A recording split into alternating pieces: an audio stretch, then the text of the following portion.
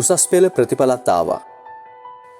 ලංකාව පුරාම සමහරු hina වෙද්දි තවත් දහස් ගාණක් මේ මොහොතේ කාමරයට වෙලා තනියම අඬනවා ඇති.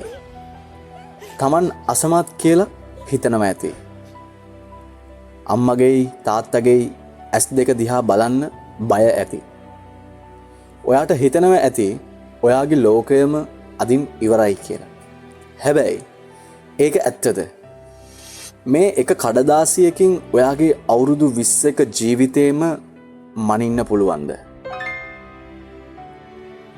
ලංකාවේ අපිට උගන්වන්නේ ඒ ප්‍රතිඵල පත්‍රයේ තියෙන S හෝ F අකුරකින් ඔයාගේ ජීවිතේ තීරණය වෙනවා කියලා. ඒක අමූලික බොරුවක්. ඒ කඩදාසියට පුළුවන් ඔයාගේ පාඩම් කිරීමේ හැකියාව මනින්න විතරයි. හැබැයි ඒ කඩදාසියට බෑ ඔයාගේ හිතේ තියෙන කරුණාව මනින්න. ඔයාගේ අලුත් අදහස් මනින්න. ඔයා පරාජය හමුවේ නැගිටින විදිහ මනින්න. ඔයාගේ මනුස්සකම මනින්න. විභාග සමත් වුණු හැමෝම ජීවිතේ දිනලා නැහැ. ඒ වගේම විභාග අසමත් වුණු හැමෝම ජීවිතේ පරාද වෙලත් නැහැ. කඳුළු පිහදාගෙන දැන් හිතන්න. මේක අවසානයක්ද? නැත්නම් වෙනස්ම විදිහක ආරම්භයක්ද කියලා. ඔයාගේ යාළුවෝ විශ්වවිද්‍යාලයට යද්දී ඔයා ඉතුරු වුණා කියලා ඔයා හිතන්න එපා. සමහර විට සබහාදාම ඔයාට ඉතිරි කරලා තියෙන්නේ කැම්පස් යනවට වඩා විශාල ගමනක් වෙන්න ඇති. ලෝකේ බලවත්ම මිනිස්සු දිනුවේ විභාග ශාලාවල නෙමෙයි. ජීවිතය කියන මහා පරීක්ෂණයේදී. ඔබ අද මේ විදින මේ පීඩනය තමයි ඔයාව ලෝකයට අවශ්‍ය කරන මිනිසෙක් බවට පත් කරන්නේ. අද ඔයාට hina වෙන මිනිස්සුන්ට හෙට ඔයාගෙන් උදව් ඉල්ලන්න අනිවාර්යෙන්ම දවසක් එනවා. ඒ දවස වෙනුවෙන් දැන් ඔයා ලෑස්ති වෙන්න. කාමරෙන් එළියට එන්න.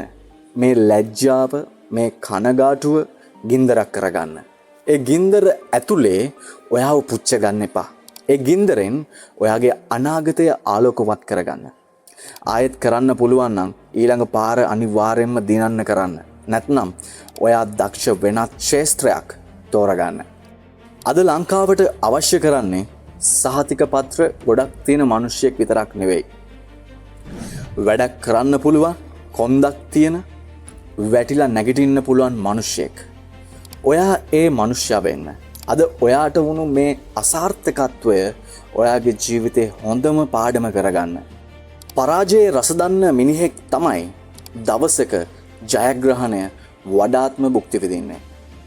අම්මට තාත්තට කියන්න මම අද පරාද වෙලා නැහැ. මගේ ගමන මෙතෙන් ඉවර නැහැ කියලා.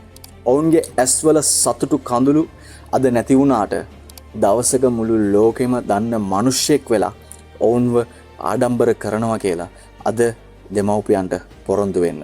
ඔයා කවුද කියලා තීරණය කරන්නේ ඔයාගේ ප්‍රතිඵල පත්‍රය නෙවෙයි. ඔයා වැටුනහම නැගිටින විදියනොයි ඒක තීරණය වෙන්නේ. ඒ නිසා නැගිටින්න. අනාගතය ඔයා එනකන් බලාගෙන ඉන්නවා. මට ඔයාව විශ්වාසයි. ඔයාට ඔයාව විශ්වාසද? නැගිටින්න. ඔබට පුළුවන්.